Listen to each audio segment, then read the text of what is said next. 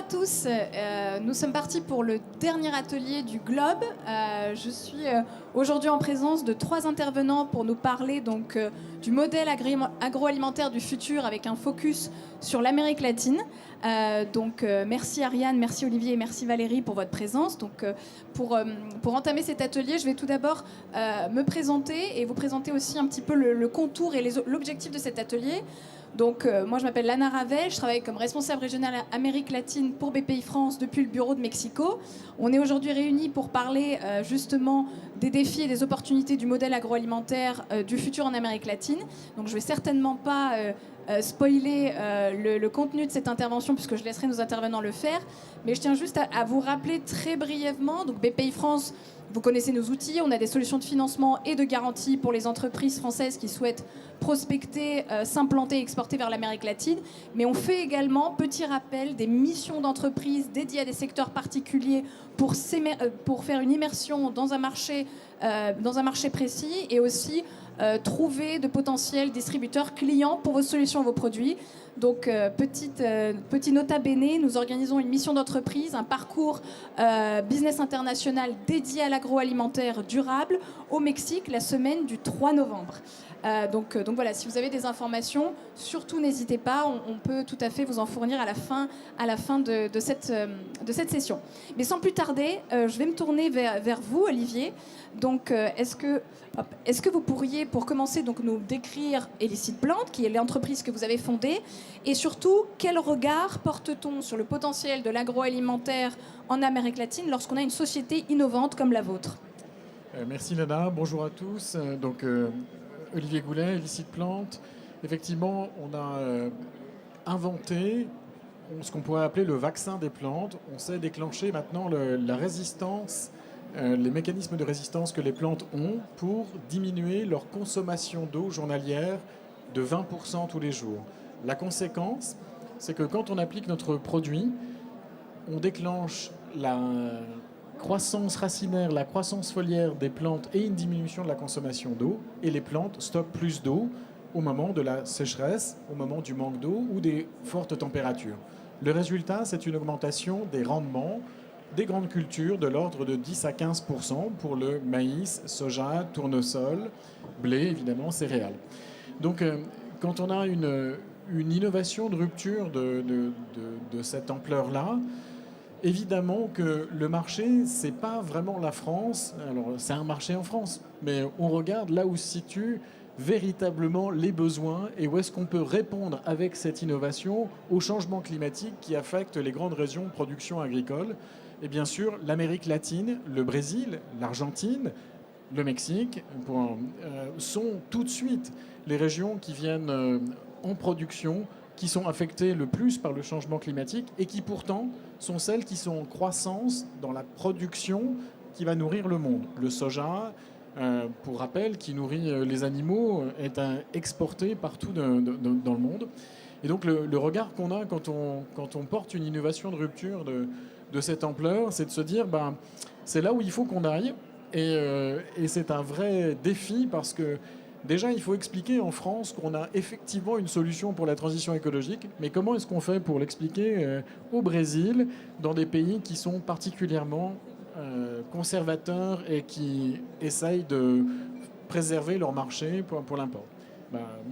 L'une des clés, ça peut être l'accompagnement de BPI et de Business France, de la Team France Export en général, mais l'accompagnement de BPI et de Business France pour pouvoir s'appuyer là-dessus pour faire passer une innovation dans ces marchés qui sont définitivement importants. Merci beaucoup Olivier. Et je me tourne vers vous Valérie. Est-ce que donc, vous pourriez nous décrire votre entité qui est l'AF2E et surtout est-ce que vous pouvez, pour revenir sur l'Amérique latine, bien qu'on en parle comme un marché global, vous savez très bien de votre expérience que ces différents marchés, qu'il y a un potentiel qui diffère de pays en pays. Comment est-ce que vous le décririez ? Alors, bonsoir à tous. Je suis Valérie Lescaut. Je suis déléguée générale d'AF2E, qui est en fait une jeune association d'entreprises créée en 2023 et qui regroupe aujourd'hui 30 entreprises françaises équipementières de l'agro-industrie dans les secteurs lait, viande et boulangerie. Juste pour info, c'est 31 entreprises, c'est 1,6 milliard de chiffre d'affaires cumulé. Donc, voilà, des experts sur leur marché. Donc notre objectif, en fait, c'est d'accompagner ces entreprises à l'international en mode collectif, collaboratif et filière, en s'appuyant sur les expertises de chacun à l'international et de capitaliser sur les ressources, les moyens. Et bien sûr, on s'appuie sur la Team France Export pour faire ces accompagnements. Concernant le potentiel agricole, moi je parlerai effectivement du potentiel agricole de ces 3 pays, mais aussi ce qui est important, c'est l'accès au marché. L'accès au marché, il diffère en fonction de ces 3 pays. Le potentiel agricole, le Brésil, numéro 1, bien sûr, en potentiel agricole. 330 millions de surfaces agricoles, donc c'est énorme. Le 5e plus grand pays en termes de surface au monde. Des rangs de leaders en production, exportation soja, sucre, café, viande, orange. Donc franchement, c'est le number 1 de l'Amérique latine. Moi je vous citerai notamment en exemple un mastodonte qui est JBS, qui est l'un des premiers groupes mondiaux des produits carnés. Ensuite, en numéro 2, je mettrai le Mexique, qui a à peu près 97 millions d'hectares de surface agricole. Le Mexique propose... On a toujours dit que le Mexique, c'était le jardin de l'Amérique du Nord. Je ne citerai pas l'ALENA, parce que ce n'est plus l'ALENA, c'est l'USMCA maintenant. Avec des productions agricoles très diversifiées, grandes cultures, élevage, cultures spécialisées. Et pareil, avec des groupes mexicains qui rayonnent dans le monde. Vous avez Lala pour les produits laitiers, Bimbo pour la boulangerie industrielle. Et en numéro 3, même si l'Argentine a une surface agricole plus importante que le Mexique, je crois qu'ils ont 117 millions d'hectares, le problème de l'Argentine, c'est qu'ils sont un peu entravés dans leur développement agricole, dans les potentiels agricoles, par leur situation économique. Dévaluation du pesos, inflation, les ménages argentins ont du mal à acheter des produits laitiers, des produits carnés. Donc tout ça peut limiter effectivement le développement agricole de l'Argentine. Concernant l'accès au marché, sans aucun doute, j'y suis allée déjà plusieurs fois, le Mexique est un pays très ouvert. Pas de droits de douane, pas de barrières tarifaires ou non tarifaires.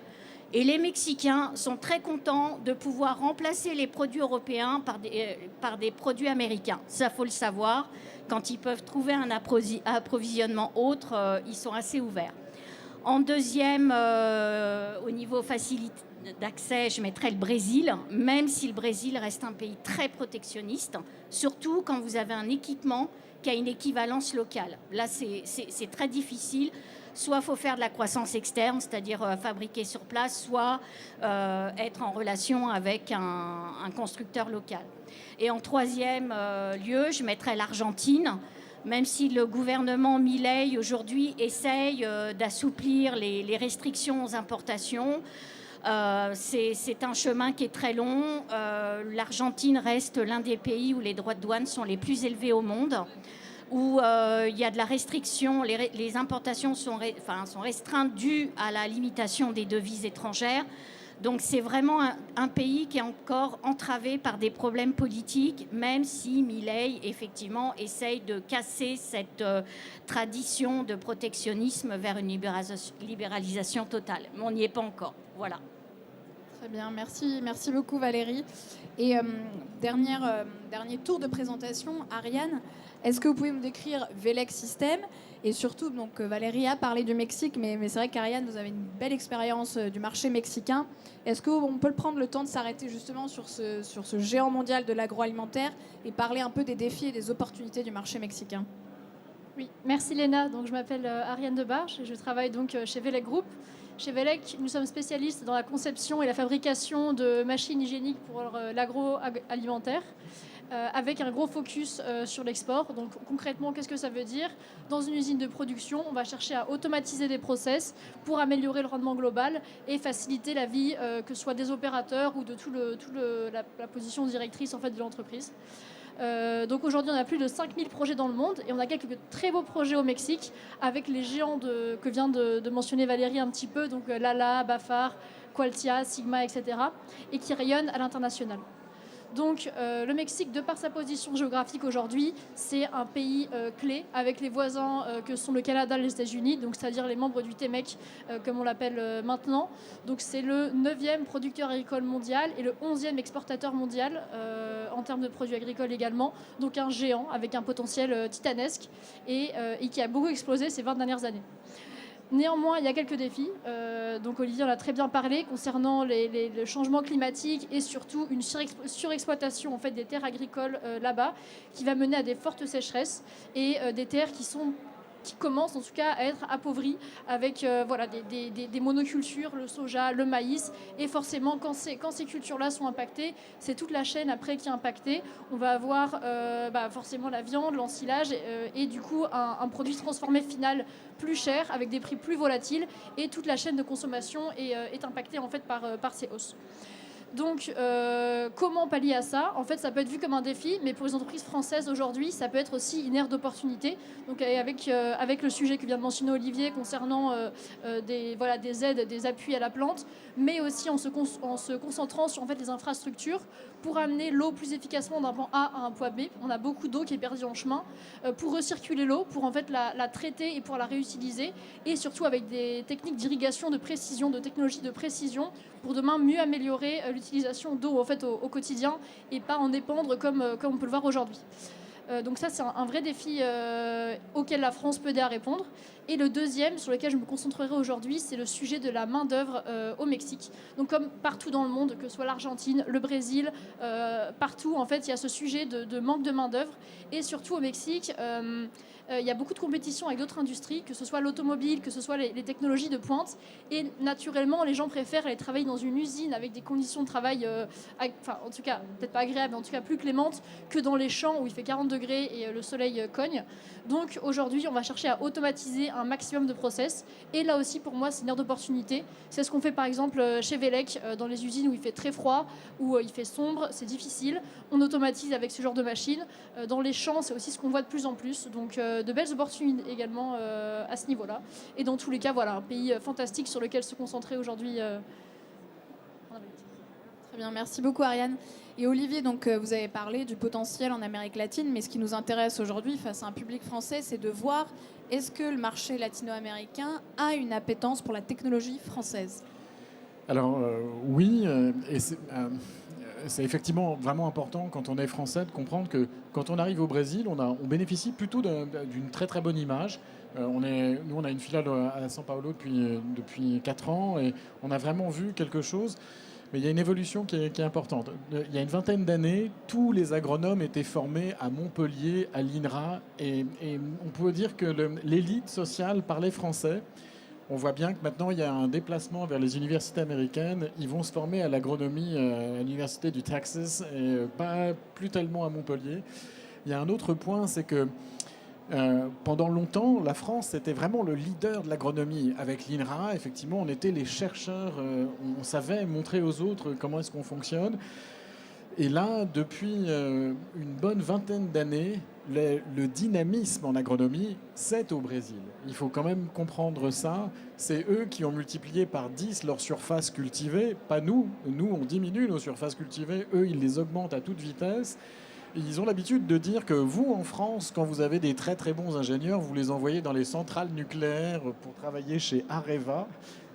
Mais nous, quand on a des très bons ingénieurs qui sortent de ESALC, on les envoie effectivement travailler dans l'agriculture parce que c'est ça qui rapporte pour le PIB brésilien. Et donc, ils sont très friands d'innovation. Ils sont très très conscients qu'il faut bouger très très vite. Donc, oui, ils sont friands d'innovation. Ils sont très intéressés par l'innovation française. Mais par contre, ce qui est très important, c'est de comprendre qu'ils sont friands d'innovation, qui sont de véritables innovations qui se démontrent tout simplement en retour sur investissement auprès des agriculteurs, des entreprises. Parce qu'on n'a plus tellement affaire au Brésil à une agriculture comme nous, on connaît une agriculture familiale. C'est une agriculture de très très grandes fermes. Vous avez peut-être entendu parler des agri-holdings, les plus grandes fermes du monde, comme la SLC Agricola 800 000 hectares sur une année avec 2 saisons. Donc ça fait quand même plus d'1 million d'hectares récoltés pour une seule ferme, c'est beaucoup. Et évidemment, les fermes moyennes au Brésil sont de 30 000 hectares, ce qui est absolument incomparable avec ce qu'on connaît en France. On n'en a même pas de cette taille-là ici. Donc ce sont des vraies entreprises très très jeunes, très structurées, très formées, et donc avec une véritable appétence effectivement pour l'innovation, mais aussi il faut y aller tout de suite parce qu'ils ont des vrais besoins. Le changement climatique, comme le disait tout à l'heure, c'est vraiment hyper important. On sent, ce que dit Ariane, il y a un véritable effet sur l'augmentation des températures qui diminue la production du soja, donc ils sont très très preneurs, mais ils veulent des démonstrations scientifiques faites avec des universités locales. Et c'est très très important de comprendre ça. Il y a un petit peu de protectionnisme effectivement au Brésil, mais on a vu de façon très très surprenante au Mexique une demande du gouvernement directement d'accélérer notre arrivée.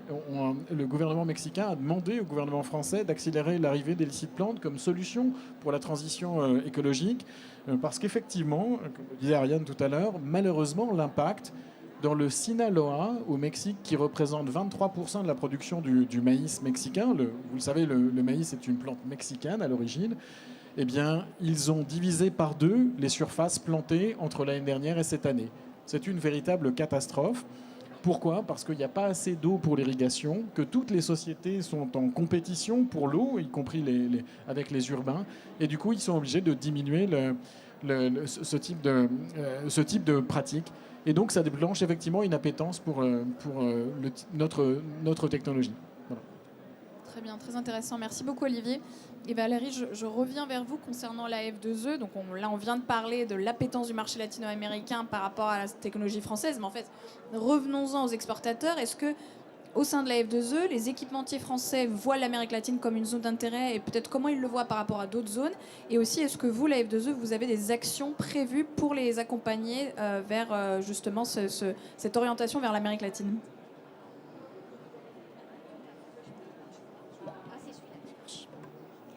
Oui, tout à fait. L'année prochaine, on a prévu un collectif de constructeurs français sur le salon ExpoPac qui se tiendra à Mexico début juin. Donc on aura 5 entreprises sur un espace AF2E, parce que l'objectif c'est ça, c'est de mutualiser pour les entreprises qui sont en prospection au défrichage. On a pris en fait 50 mètres carrés qu'on a redivisé par le nombre d'entreprises. Donc ça permet faire un peu corps, parce qu'il n'y a pas de pavillon France. Donc on espère peut-être un jour qu'il y aura un pavillon France sur ce salon. Donc ça va leur permettre en 3-4 jours de rencontrer des prospects mexicains. Et effectivement, du fait de la géopolitique actuelle, nous, on avait pas mal d'entreprises qui travaillaient sur la Russie, sur l'Ukraine, aussi sur les États-Unis, où c'est quand même devenu de plus en plus compliqué. Donc, les entreprises sont obligées de trouver d'autres relais de croissance. Et l'Amérique latine, effectivement, alors là, on parle du Mexique, de l'Argentine et du Brésil, mais la Colombie, moi, je suis allée en Colombie plusieurs fois. C'est un petit Brésil qui est vraiment amené aussi à se développer. Le Chili est un pays où déjà la concurrence est assez forte parce que c'est un pays assez ouvert. Mais il y a d'autres. Effectivement, l'Amérique latine est une zone de croissance pour les exportateurs. Voilà. Merci beaucoup, c'était le message qu'on voulait entendre. Et Ariane, je me tourne de nouveau vers toi, parce qu'en plus, tu as cette chance d'être chez un exportateur français et d'avoir travaillé au sein d'un autre exportateur français sur l'Amérique latine. Donc je pense que tu es à même de répondre à la question, quels sont les conseils que tu donnerais à des entreprises qui souhaitent prospecter ou exporter vers l'Amérique latine? Donc aujourd'hui, comme conseil qu'on pourrait prodiguer, c'est avant tout ce qu'on vient de dire, chaque pays est indépendant, il a sa propre diversité. Donc autant être bien renseigné sur tous les sujets douaniers, coutumiers, les habitudes de consommation qu'il peut y avoir dans chaque pays. Je trouve que rien qu'en étant dans le pays, en se rendant compte un peu de ce que les gens font et comment ils le font, on peut déjà avoir une idée des conditions d'implantation d'une entreprise là-bas. Ensuite, ce serait de s'entourer des bonnes personnes. Donc, on a la chance aujourd'hui d'avoir des entreprises comme BPI qui peuvent nous aider sur place à trouver des partenaires et des distributeurs. Et enfin, ce serait d'être patient et d'avoir des visions sur le long terme. Parce que c'est vrai que quand on arrive comme entreprise française étrangère, il faut quand même gagner la confiance de ses consommateurs, de ses clients. Et ça se démontre sur le très long terme en choisissant des partenariats, par exemple, avec des grands groupes en Amérique latine. C'est petit à petit, un par un, qu'on va réussir à la conquérir en les faisant venir en France, dans le cas en faisant des démonstrations avec des preuves concrètes. Donc voilà, de la patience, vision long terme et puis bien s'entourer surtout. Et quand toutes ces conditions sont réunies, on peut vraiment avoir des partenaires très loyaux et des belles aventures. Parfait, merci beaucoup Ariane, merci beaucoup à tous les trois. Et avant de conclure, il nous reste un petit peu de temps. À tout hasard, est-ce qu'il y a des questions dans le public ? N'hésitez pas, on peut vous amener le micro pour les poser à nos intervenants. Parfait. Merci beaucoup pour vos interventions. J'avais une question un peu plus générale, peut-être pour vous, de Illicit Plante. Donc, on connaît les pays d'Amérique latine comme des mastodontes dans les filières agro, non seulement pour la sous-région, mais aussi dans le monde. Et je pense aux nombreuses exportations qu'il peut y avoir, notamment vers l'Afrique. Est-ce qu'aujourd'hui, ces pays arrivent à soutenir un développement durable de ces filières et avoir des solutions déjà présentes, j'imagine des biostimulants, enfin ces choses-là, et est-ce qu'ils vont pouvoir maintenir ce niveau de production pour eux-mêmes, mais aussi pour l'international ? Alors, vous posez une question qui est vraiment très, très intéressante parce que c'est un peu celle qui est au centre de la discussion sur le Mercosur, en particulier entre la France et le Brésil. Ce qu'on peut dire, et c'est vraiment important, c'est que oui, ils ont une véritable appétence pour des biosolutions, à nouveau pour les biosolutions qui marchent. En particulier le microbiote, ils sont super forts dans les usines de production de microbiote parce qu'ils en ont besoin, par exemple, pour ensemencer le soja, Rhizobio, mais pour développer la culture du soja. Donc ça, ils le font tout de suite et ils le font bien parce que c'est utile. Par contre, ils n'ont pas les mêmes règles que nous d'utilisation de produits qui sont par ailleurs interdits effectivement en France. Et donc, l'un des points d'appui pour être présent au Brésil, c'est de leur dire, utilisez notre technologie ou nos technologies qui sont effectivement autorisées pour le coup dans l'Union européenne et qui vous permettent de réduire l'utilisation des pesticides de votre côté. Mais très clairement, on ne joue pas exactement dans le même niveau. D'abord, nous, on ne produit pas de soja en Europe, pour diverses raisons, mais c'est globalement, comme le disait Valérie, c'est le Brésil, le premier producteur de soja dans le monde. Et il faut rappeler que toute la chaîne alimentaire des animaux est liée au soja. Donc là-dessus, ils ne jouent pas dans une zone de concurrence avec nous, mais ils en ont parfaitement conscience. Tout à l'heure, Ariane disait la pauvreté des sols. Il y a un appauvrissement des sols aussi au Brésil. C'est une vraie difficulté. Ils ont de très bonnes terres, mais des terres qui sont profondes et qui manquent de fertilisants. Et du coup, ils sont vraiment en train de les lessiver aussi dans un sens en les surexploitant. Et donc, ils cherchent des vraies solutions qui sont durables. Mais ils n'ont pas la contrainte de la réglementation. Et donc, ça peut être un enjeu de négociation pour le Mercosur de leur dire... vous voulez le Mercosur, d'accord, mais dans ce cas-là, vous jouez de la même façon ou vous utilisez, nous, les solutions qu'on utilise déjà en Europe pour réduire l'utilisation des pesticides en particulier. Merci Olivier. Est-ce qu'il y a encore une autre question peut-être ? Non, écoutez, dans ce cas-là, tout a été dit. Encore merci à vous trois. Et puis, donc, l'atelier sera diffusable sur YouTube, donc n'hésitez pas. Et si vous avez des questions à poser à nos intervenants, n'hésitez pas également. Merci beaucoup.